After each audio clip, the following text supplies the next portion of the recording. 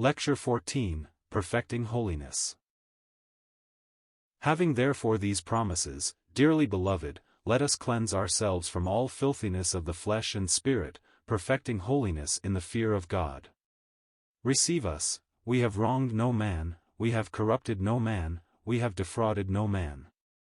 I speak not this to condemn you, for I have said before, that ye are in our hearts to die and live with you. Great is my boldness of speech toward you, great is my glorying of you, I am filled with comfort, I am exceeding joyful in all our tribulation. For, when we were come into Macedonia, our flesh had no rest, but we were troubled on every side, without were fightings, within were fears. Nevertheless God, that comforteth those that are cast down, comforted us by the coming of Titus, and not by his coming only, but by the consolation wherewith he was comforted in you, when he told us your earnest desire, your mourning, your fervent mind toward me, so that I rejoiced the more. For though I made you sorry with a letter, I do not repent, though I did repent, for I perceive that the same epistle hath made you sorry, though it were but for a season. Now I rejoice, not that ye were made sorry, but that ye sorrow to repentance, for ye were made sorry after a godly manner, that ye might receive damage by us in nothing. For godly sorrow worketh repentance to salvation not to be repented of, but the sorrow of the world worketh death. For behold this selfsame thing, that ye sorrowed after a godly sort, what carefulness it wrought in you, yea, what clearing of yourselves, yea, what indignation, yea, what fear, yea, what vehement desire, yea, what zeal, yea, what revenge. In all things ye have approved yourselves to be clear in this matter. Wherefore, though I wrote unto you, I did it not for his cause that had done the wrong, nor for his cause that suffered wrong, but that our care for you in the sight of God might appear unto you. Therefore we were comforted in your comfort, yea, and exceedingly the more joyed we for the joy of Titus, because his spirit was refreshed by you all. For if I have boasted anything to him of you, I am not ashamed, but as we spake all things to you in truth, even so our boasting, which I made before Titus, is found a truth. And his inward affection is more abundant toward you, whilst he remembereth the obedience of you all, how with fear and trembling ye received him. I rejoice therefore that I have confidence in you in all things. 2 Cor 7. In order properly to understand this chapter we need to remember that some time before the Apostle Paul had heard of some very serious wrongdoings tolerated in the Church of God at Corinth. One offense was of greatest gravity. A man had actually entered into an incestuous, adulterous relationship with his own father's wife, his stepmother, of course, and the church, instead of immediately dealing with this great sin and seeking to show the man his wickedness, and if he refused to repent excommunicating him from their fellowship, rather gloried in the breadth that would permit them to tolerate a thing like that and go right on without discipline. There were other offenses, brother going to law with brother, etc. When the apostle heard of these things he wanted to visit Corinth, and yet he felt that if he did, it would mean he would have to be very stern in dealing with these questions. He disliked this, and, too, the Spirit of God seemed to hinder his going, so instead of that he wrote them a letter, that letter which we have already taken up, the first epistle to the Corinthians, and in it he pointed out these things and called upon them to act in the fear of God. As to the wicked man, the word of God was, "Put away from among yourselves that wicked person." 1 Corinthians 5 verse 13. After having sent the letter Paul was greatly perturbed. The epistle was divinely inspired, and he was a servant of the Lord, but he was a very human personage, just as we are. After he had sent the letter he began to question the wisdom of it. He wondered whether it might simply stir up the flesh in these Corinthians and alienate them further from God and from himself. He questioned whether perhaps it would not have been better if he had gone to them and dealt personally with them, and wondered just what reaction the letter would have upon them. Finally his distress was so keen he could not wait to hear from them in the ordinary way, so he sent his friend and companion, Titus, to Corinth, to find out exactly how they had acted upon receipt of the letter. After waiting some time, still in perturbation of mind, for he loved the church of God, He loved the saints in spite of their failures, and he was fearful lest when he wanted to help he might have hurt, lest when he wanted to bless his message might have had the contrary effect. Titus came and said something like this: "Paul, your letter had the effect you desired it to have. Those brethren in Corinth have taken it as a message from God, and have dealt with this evil thing and have put this man out of their fellowship. He, on his part, has accepted it as divine discipline and is repenting in bitterness of soul. He weeps over his sin and feels utterly unworthy of further recognition of fellowship with the church. They have determined that they are going to keep that assembly clean from all these evils." When Paul heard these things he was greatly rejoiced and sat down and wrote this second letter, and in this chapter he comes to the subject before him. The first verse properly belongs to the previous chapter, "Having therefore these promises, dearly beloved." That leads us to ask what promises, and so we turn back to chapter 6 to find out, and we read in the last two verses, "Wherefore come out from among them, and be ye separate, saith the Lord, and touch not the unclean thing, and I will receive you, and will be a father unto you, and ye shall be my sons and daughters, saith the Lord Almighty." God has given promises of blessing that will accrue to us if we walk in separation from evil, and now we must see to it that we meet the conditions. "Having therefore these promises, dearly beloved, let us cleanse ourselves from all filthiness of the flesh and spirit, perfecting holiness in the fear of God." How do we cleanse ourselves? We cannot cleanse our own consciences from the guilt of sin. God has to do that. Our consciences can be cleansed from sin only by the precious atoning blood of the Lord Jesus Christ. I could not wash out one stain from a guilty conscience. But if a Christian, having been cleansed from my sin by the blood of Christ, my heart needs daily cleansing, and that is by faith in the word which God has given. As I receive that word in faith and I act upon it, I cleanse myself from all filthiness of the flesh and spirit. What is the difference between filthiness of the flesh and filthiness of the spirit? There are two classes of sin, and all sin is filthy in the sight of God. Filthiness of the flesh refers to sins of the body, and there are so many of them: unholy lusts, unbridled appetites, drunkenness, gluttony, licentiousness, inordinate affection, are all sins of the flesh, and though at the present time our abominable philosophies throw a glamour over these things, they are utterly vile in God's sight. My own heart is stirred to indignation as I pick up the newspapers or magazines of the day, for there is hardly one that does not seem to be glorifying sin. Alluring advertisements suggest that the grandest thing in the world is to indulge in the free use of strong drink. There are beautiful pictures of lovely women drinking with their men friends, and of the whole family gathered around the table being served cocktails. All this in reputable magazines going into Christian homes to teach our children that drinking is a fashionable and decent and respectable thing, when God's word says, "Woe unto him that giveth his neighbor drink, that puttiest thy bottle to him, and makest him drunken also." Habakkuk 2 verse 15. "Look not upon the wine when it is red," Proverbs 23 verse 31. All men's efforts to make money by causing us to become a nation of drunkards is something for which they will have to account to Almighty God some day. My heart is stirred when I think of these things. You see the same thing in regard to the vile habit of tobacco. Pick up the magazines that come to your home, and you will see some dainty young woman with an abominable cigarette in her fingers. They are trying to teach our girls that if they would be up to date they must become cigarette fiends.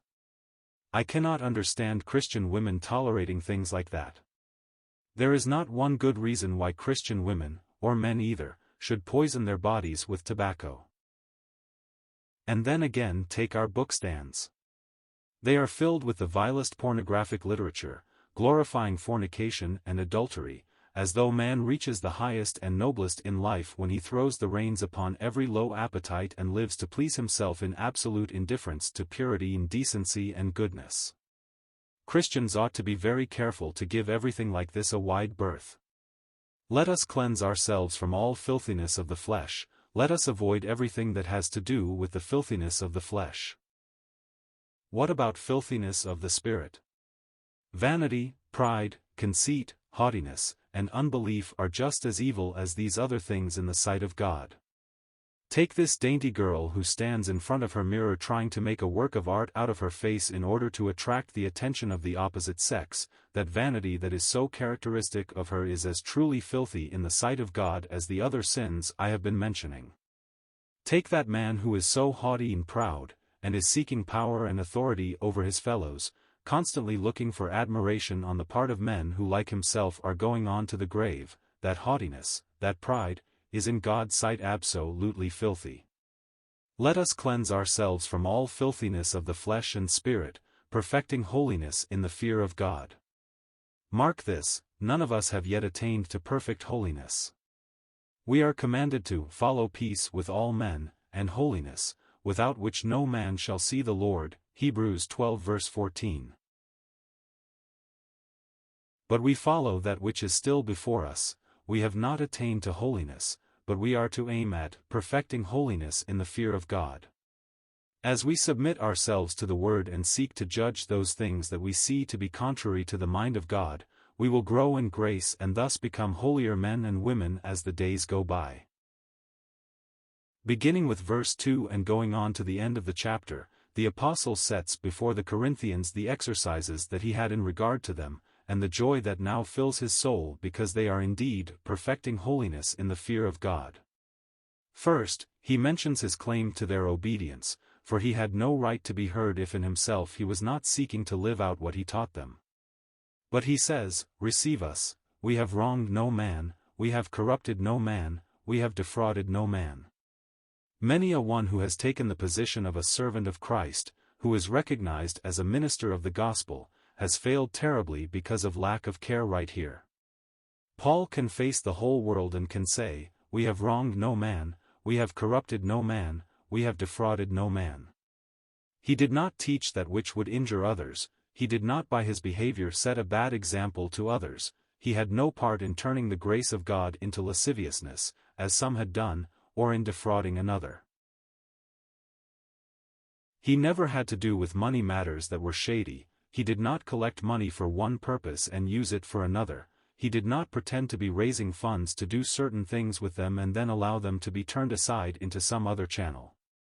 He was straight in all his dealings, and that is what God expects of every servant of his. And then he says, as it were, "I am not saying this about myself to condemn you, but I want you to know that I am entitled to be heard because I am living what I preach. I love you too much to want to condemn you. You are my children in the Lord, and I am concerned about you, and I want to help you, not to hinder you. My boldness of speech is great. I have told other people of the wonderful work of grace that has taken place in Corinth, and I was in great distress when you were going wrong, but now I am joyful even though I am passing through tribulation. When we were come into Macedonia, our flesh had no rest, but we were troubled on every side. Without were fightings, within were fears. Nevertheless God, that comforteth those that are cast down, comforted us by the coming of Titus." What was the comfort Titus brought? Not by his coming only, but by the consolation wherewith he was comforted in you. It did him good to hear how earnest they were in putting away the evildoer from their assembly. Titus told Paul of their earnest desire, and their mourning. It was not vindictiveness that put him away, they mourned over him. Paul rejoiced in their loyalty to him as the one who had led them to Christ. The previous epistle, he found, did upset them. He was not sorry now that he wrote it, but says, "Now I rejoice, not that ye were made sorry, but that ye sorrowed to repentance, for godly sorrow worketh repentance to salvation not to be repented of." This is the divine principle. Of course he is speaking to them as Christians. They had been saved by acting upon the truth revealed to them. But the same principle always prevails. Godly sorrow worketh repentance not to be repented of. Repentance unto salvation, that leads a man to judge himself in the presence of God, and thus be in the place where God can bless him. For behold this selfsame thing, that ye sorrowed after a godly sort, what carefulness it wrought in you, yea, what clearing of yourselves, yea, what indignation, yea, what fear, yea, what vehement desire, yea, what zeal, yea, what revenge. In all things ye have approved yourselves to be clear in this matter. They were determined to see that the church now was clear of all complicity with evil. They were stirred to the very depths of their souls. The evil must be dealt with if blessing would come, and they valued God's favor above all else. And so Paul says, "Though I wrote unto you, I did not do it in order to punish the man that did the wrong, nor in order to comfort the man who was wronged." It is impossible, you see, for anyone to commit that sin without doing wrong himself and wronging others. But he makes it clear that he wrote to show that he really loved them and wanted them to be right with God, that his care for them in the sight of God might appear unto them. Now because of the way they had acted, his heart was filled with gladness, and his boasting that he expressed when talking about them had been fully justified, and Titus' inward affection was more abundant toward them, whilst he remembered the obedience of them all, how with fear and trembling they received him. What a happy outcome this was, and what a lesson it ought to have for us today. We are continually praying for revival, but we can pray for that from now until doomsday and will not get it, unless as individuals we judge any evil that is in our own lives. It will never come until we as individuals put away all filthiness of the flesh and spirit. That is what God is waiting for his people individually to get right with him. Mark, it is not for us to look at others and say, "O Lord, thou knowest what a terrible state thy people are in. Help them to get right with thee." No, it is, show me any extent to which any sin has found lodgment in my heart and life, and give me grace to judge it in thy holy presence, that I may put away all filthiness of the flesh and spirit, perfecting holiness in the fear of God. A woman came to a servant of Christ and said, "I wish you would go and talk to my husband. He is getting where he never stays home at night. He sets the children such a bad example, and if I talk to him, he slams the door and out he goes." The minister happened to know something of that home, and said to the woman, "Before we pray for your husband there is something I want to talk to you about." "What about that vile temper of yours?" "Go to God and say, 'O God, I come to thee confessing my vile, wicked temper. My bad temper is driving my husband from home, it is alienating my children, my bad temper is bringing dishonor on the name of the Lord. Deliver me from that bad temper, that thus I may be able to present the sweetness and graciousness of Christ, and so help my husband and children.'" Did she do it? She jumped to her feet and ran out in another fit of temper. Let us perfect holiness in the fear of God by cleansing ourselves from all filthiness of the flesh and spirit, and then we may expect blessing.